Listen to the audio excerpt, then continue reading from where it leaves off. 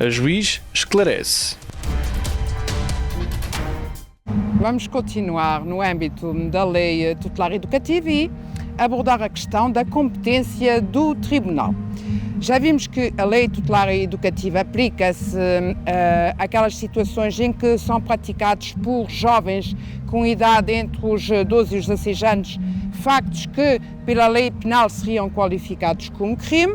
e, nesse âmbito, levanta-se a questão de saber qual é o tribunal competente para conhecer desses factos. O tribunal competente é, nestes casos, o juízo de família e menores, em todos os lugares em que tenham competência. Portanto, será o tribunal de família e menores o competente para apreciar os atos, para praticar os atos jurisdicionais no âmbito do inquérito tutelar educativo, portanto, naquelas situações que já vimos em que é necessária a intervenção do juiz na fase presidida pelo Ministério Público. Será também o juízo de família e menores o competente para apreciar depois os factos na fase jurisdicional, bem como para executar as medidas tutelares educativas que venham a ser aplicadas, bem como a conhecer dos recursos que venham a ser interpostos, não só da decisão dos Tribunal de Família e Menores, como ainda dos recursos interpostos de medidas disciplinares aplicadas no âmbito da execução de medidas de internamento, medida essa que iremos analisar noutras posteriores sessões. O Tribunal de Família e Menores é, assim, o tribunal com competência material para apreciar estes factos e estas matérias. Nas áreas em que não exista Tribunal de Família e Menores, portanto, não haja juízes centrais de família e menores, os competentes serão os juízes locais competentes na área do crime, dos juízes locais criminais. Quando não exista juízo local criminal em determinada área competente para conhecer dos factos, será o juízo de competência genérica o competente para conhecer de todas estas matérias. Para cada jovem é organizado um único processo. Se forem instaurados vários processos por factos diferentes, poderão vir a ser apensados, desde que se encontrem todos na mesma fase. Levanta-se, depois de conhecer o tribunal materialmente competente, a questão de saber qual é o tribunal territorialmente competente e, neste caso, será o tribunal competente na área em que,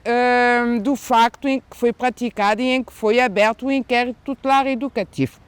Fixando-se a competência do tribunal nesse momento, alterações supervenientes, modificações de facto serão irrelevantes.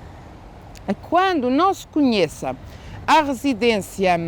do jovem no momento em que é praticado o fato, porque isso é que determina a competência do tribunal, irá atender-se à residência dos titulares das responsabilidades parentais ou de quem tenha a responsabilidade pelo jovem, em termos legais. Poderão não ser os pais, poderá ser um tutor ou uma instituição e, nesse caso, irá ver-se qual é a residência ou sede